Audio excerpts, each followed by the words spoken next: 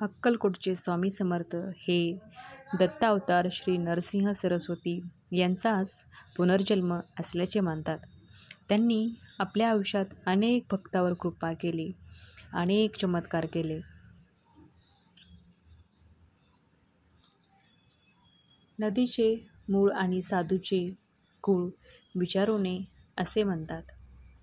तरीही एकदा कुणीतरी स्वामींना त्यांचे नाव आणि ते कोठून आले असे विचारले होते.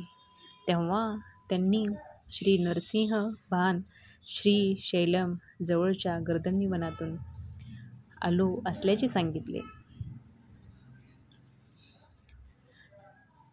त्यांची प्रकट होण्याची कथा अशी आहे की काय आहे ती कथा आपण पाहणार आहोत आजच्या या व्हिडिओमध्ये. श्री शैलमला महादेवांचे ज्योतिर्लिंग आहे. तेथे जवळच गर्दनीच्या वनात स्वामी समर्थांनी अनेक वर्ष एकाच जागेवर तपश्चर्या केली. खूप वर्ष तेथे असल्यामुळे त्यांच्या अवतीभोवती झाडे, वेली आणि मुंग्यांचे भले मोठे वारूळ तयार झाले होते.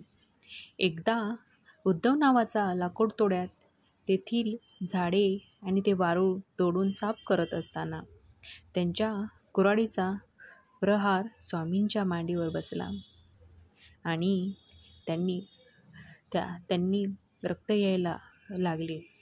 ते जागृत झाले आणि वारुळातून बाहेर आले. अशा तपस्वी माणसाला आपल्याकडून कुऱ्हाड लागल्यामुळे तो लाकूडतोडा घाबरला आणि क्षमायाचना करायला लागला. स्वामींनी त्यांना क्षमा केली आणि अभय दिले. आता या निमित्ताने जागृत झाल्यावर स्वामींनी आपली तपश्चर्या संपन्न करून पुन्हा लोकांमध्ये जाऊन भक्तांवर कृपा करण्याचे ठरवले. श्री शैलमहून ते भारतभर भ्रमण करून अक्कलकोटला आले. तेथेच त्यांचे दीर्घकाळ वास्तव्य होते. भिवू नकोस, मी तुझ्या पाठीशी आहे, हे त्यांचे प्रसिद्ध वाक्य भक्तांना सदा सर्वदा त्यांच्या कार्यात बळ देते, भीती आणि संकटावर मात करण्याचा विश्वास देते.